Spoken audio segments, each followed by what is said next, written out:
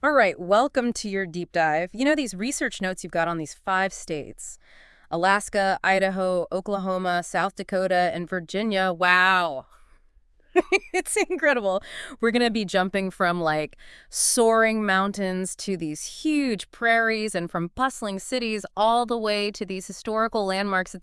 It's almost like we've got a highlight reel of the entire USA ready to just, unpack and explore. And it's not even just the scenery, right? I mean, Yeah. the variety we're talking about here, we're going to see such a tapestry of cultures and histories. I'm really interested to see how they overlap, maybe sometimes clash, I'm not sure, but it's going to be fascinating to sort of piece together these connections as we go through this. Yeah, absolutely. Okay, let's start with Alaska. I have to say, I'm immediately drawn to those classic Alaska images. You know what I mean? Like Denali just towering over everything, and Glacier Bay National Park, and then wildlife. It seems like everywhere you look. I mean, bald eagles, moose, grizzly bears. It's almost overwhelming to think about. It really makes you realize just how crucial those natural resources are to Alaska's, well, to its entire cultural fabric. Yeah. Like take the Iditarod legendary sled dog race, Yeah. right? But it's so much more than just a sport. It's like directly connected to how people got around in Alaska and how they survived, Mm. in such a harsh environment historically. And then you've got subsistence fishing, which your notes actually highlight as like a central part of life for lots of native Alaskan communities. Yeah, that's so true. It really is. It makes you remember that food isn't just about, just eating. It's about your identity. It's about culture. Hmm. And speaking of which, you mentioned kutatak earlier. You know that Eskimo ice cream made with animal fats and berries. I have to ask, is that something that people still like eat regularly, or is it more of a special occasion kind of food? It's honestly both. I mean, certain foods take on a kind of symbolic meaning, don't they? A kutak kind of represents resourcefulness, using what you have, what the land gives you. And that reminds me of something really interesting I saw in your notes, the mention of potlatches. These gatherings, they're not just feasts or parties or whatever. They're deeply connected to how many Alaska Native groups actually structure their whole society. From what I understand, it's their way of sharing wealth, kind of solidifying those community ties and passing traditions down, from generation to generation.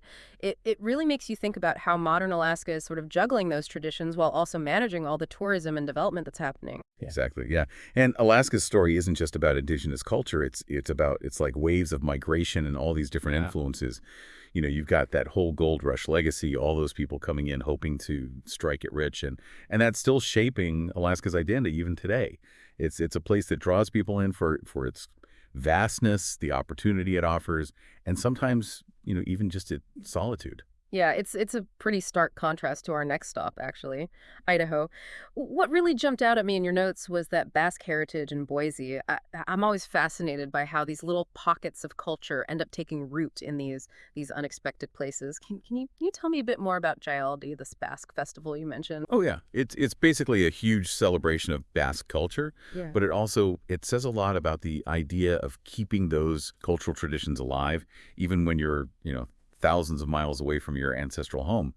The Basque people came to Idaho looking for opportunities, a lot like those folks drawn to the Alaskan gold rush we were just talking about. But their story is really about how they managed to bring their traditions with them and integrate them into this new landscape. Mm. So think like vibrant dancing, this unique music, and of course, the food that tells their whole story.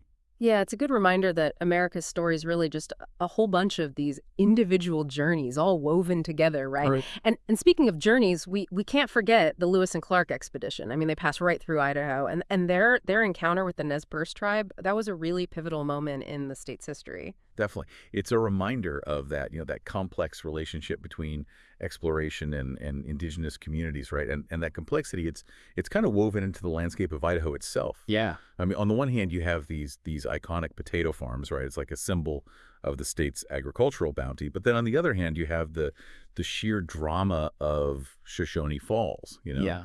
A lot of people call it the Niagara of the West. Yeah, yeah. Idaho definitely has a sense of drama in both its landscape and its history, that's for sure. Okay, let's move on to Oklahoma. What stood out to you the most about Oklahoma? For me, it's impossible to talk about Oklahoma without talking about the huge influence of Native American culture. I mean, we're talking about 39 different tribes, each with their own distinct traditions and histories. Mm. So you've got powwows, storytelling, beadwork, pottery, and these art forms. They're not just crafts. They're expressions of cultural survival and resilience. They're still here. Yeah.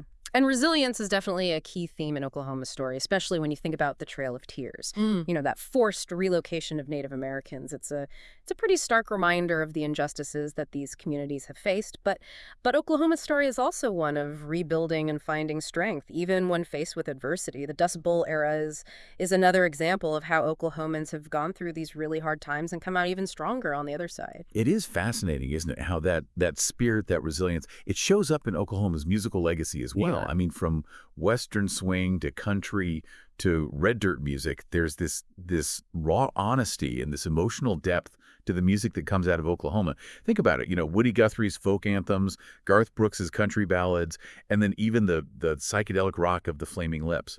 It's like each different genre is a different way of processing those joys and struggles of life in Oklahoma, isn't it? Speaking of joys, I was looking at your notes, and they mentioned some pretty delicious sounding food traditions, like those fried onion burgers, for example, or Chickasaw fried bread tacos. Oh man, Food's another way to understand a culture, don't you think? It's how we connect to the land, to where we come from, and to each other. Now, should we head north to South Dakota? I'm curious what your first thoughts are. well, Mount Rushmore, obviously, right? Yeah. That's got to be the starting point. But I have a feeling there's a lot more to South Dakota than just this super iconic monument, especially considering it's built on land that's sacred to the Lakota Sioux tribe. Oh, you're absolutely right. Mount Rushmore, it exists within a much bigger context. It's really important to acknowledge the Lakota Sioux perspective and to try to understand the complex history surrounding this land. Their stories, their traditions, they're essential to understanding the cultural landscape of South Dakota as a whole. It's a good reminder that every place has like these layers of meaning, right? And it's our job to learn about those layers, especially when they involve, indigenous communities and their history. What else struck you about South Dakota? Well, South Dakota it's a place of contrasts, that's for sure. You've got the annual Sturgis Motorcycle Rally, this massive gathering of bikers. They're known for their free spirit, their rebellious streak. And then on the other hand, you have this serene beauty of Badlands National Park. It's got these otherworldly rock formations and this feeling of vastness that's almost spiritual. Yeah, it's like South Dakota just has this American spirit of rugged individualism, but also like this deep connection to nature all at the same time. And speaking of unique experiences, your notes, they mention this dish called chislic. I've got to know more about this. Cubed meat, huh? Sounds interesting. Oh, it is. It really reflects South Dakota's its immigrant heritage. With those German and Czech roots. It's pretty simple, really. But it kind of shows the ingenuity and that resourcefulness of the people who settled this land. You know what I mean? And while we're talking about heritage, we can't forget about South Dakota's literary connection. Remember Laura Ingalls Wilder, her Little House on the Prairie books? Well, they were inspired by her childhood, and she grew up in this very region we're talking about. Oh, wow. Yeah, I loved those books growing up. It's amazing to think that those stories, they came from the very landscapes that we're discussing. Right. Okay, so our final stop is Virginia. You mentioned earlier that this is where American history really comes alive. What is it about Virginia that makes it so historically important? Well, think about it this way. Jamestown, that was the very first permanent English settlement. That's where it all started. Yeah. And then you have Yorktown, where that decisive battle of the Revolutionary War took place. Yeah. That's what secured American independence, right? Yeah. And then, of course, you've got Monticello. That's Thomas Jefferson's home. It's an architectural masterpiece, but it's also a symbol of the ideals that shapes this nation. Yeah, it's kind of mind-boggling to think about just how much history is concentrated in Virginia. And speaking of pivotal figures, Virginia isn't called the mother of presidents for nothing, right? 8 U.S. presidents were born there. What is it about Virginia, do you think, that fostered this legacy of leadership? Well, it's a few things, I think. But Virginia was right there at the forefront of the American experiment. From the very beginning, it was a center for political thought, for economic power, and even for social influence.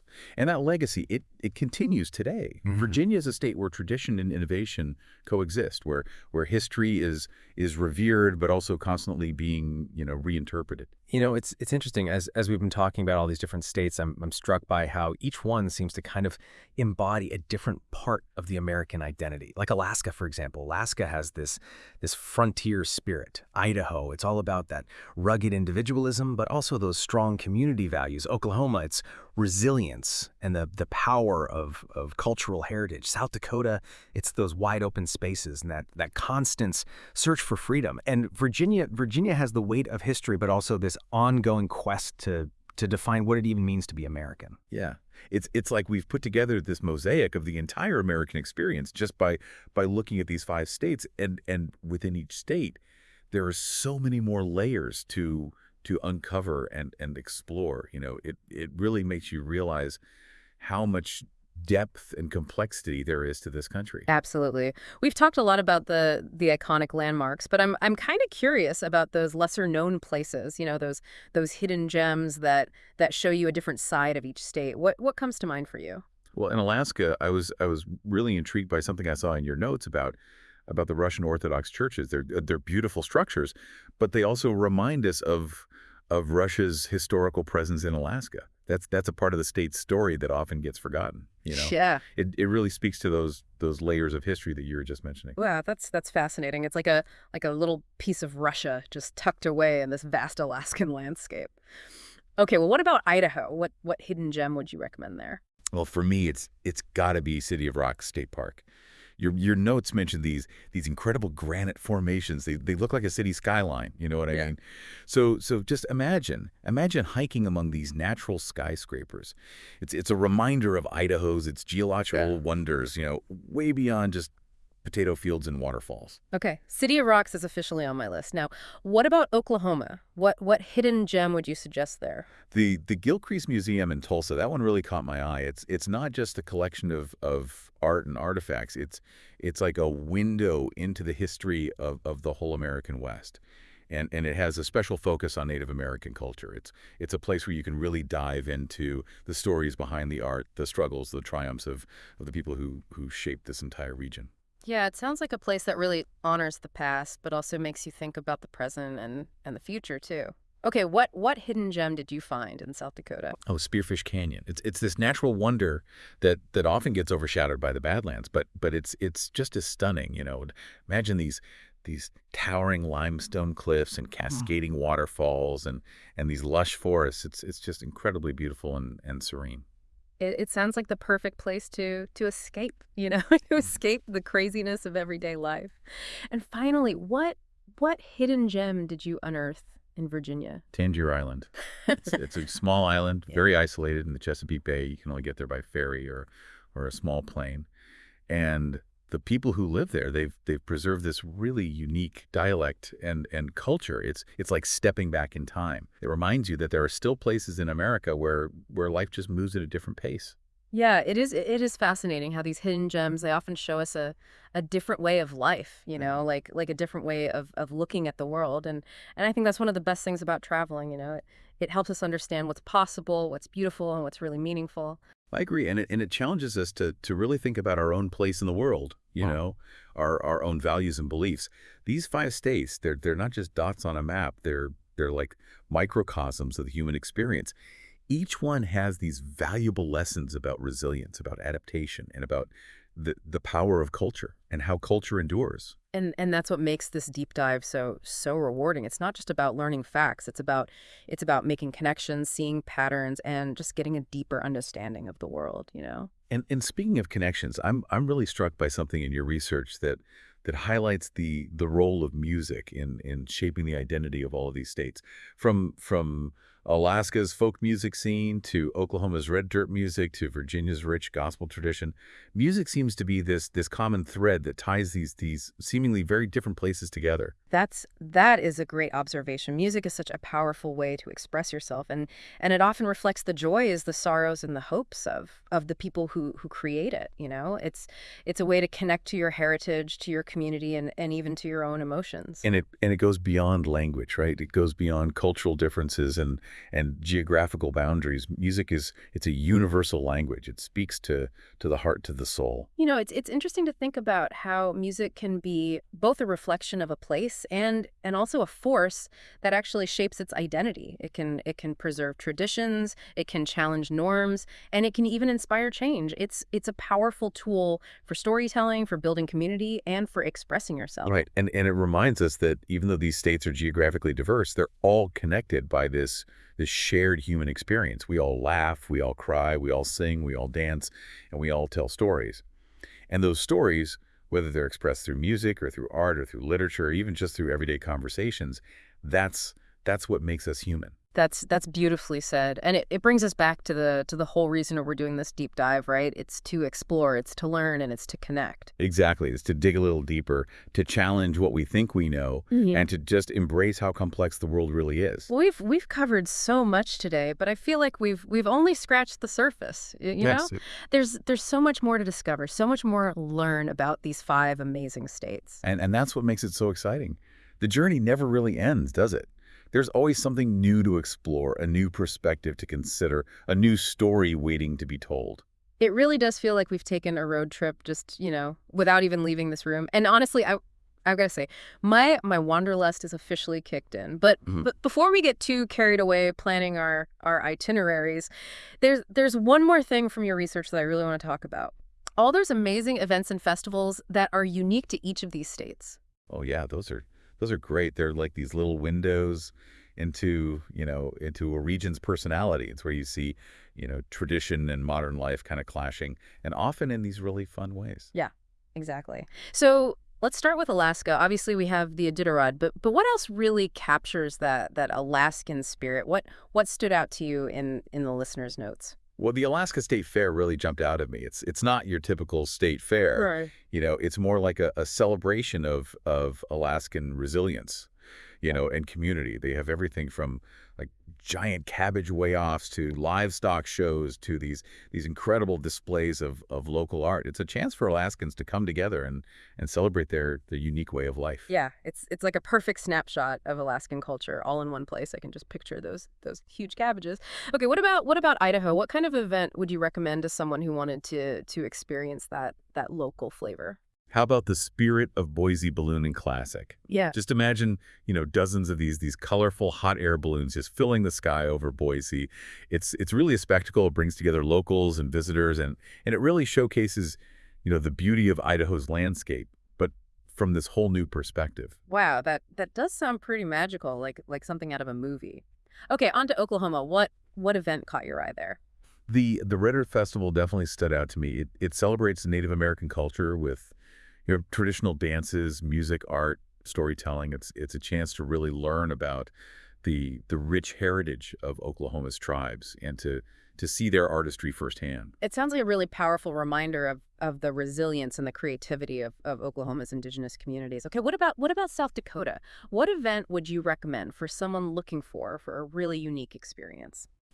The Custer State Park Buffalo Roundup is something else. Every September, cowboys and cowgirls, they round up the parks, massive bison herd all on horseback. It's a thrilling spectacle, but it also shows you South Dakota's ranching heritage and the wild beauty of the landscape. Oh wow, it's like the old West come to life. And finally, what about Virginia? What event do you think really captures that state's unique mix of history and Southern charm? The Shenandoah Apple Blossom Festival caught my eye. It's a springtime celebration in Winchester, Virginia, and it basically honors the region's, apple industry. They have parades, live music, and of course tons of apple-themed treats. It's a great chance to experience Virginia's hospitality and the beauty of the natural landscape. It sounds like the perfect combination of history and nature and that community spirit. We've covered so much ground in this deep dive, from the iconic to the unexpected. But as we wrap up, I'm left with this sense of wonder and this desire to just learn more, That's the beauty of exploration, isn't it? Yeah. These 5 states, they've given us a glimpse into the diversity, the complexity, and the resilience of the American spirit. But it's really up to each of us to continue that journey, to dive deeper into the things that really spoke to us. Yeah, exactly. this deep dive, it's giving you a foundation, a place to start your own adventures. What piqued your interest the most? What will you explore further? Remember, every state, every town, every community has a story to tell. You just have to, you know, listen. That's so beautifully said. Thanks for joining us on this incredible journey through these 5 fascinating states. We hope this deep dive has, sparked your curiosity and inspired you to keep exploring. Until next time, happy travels.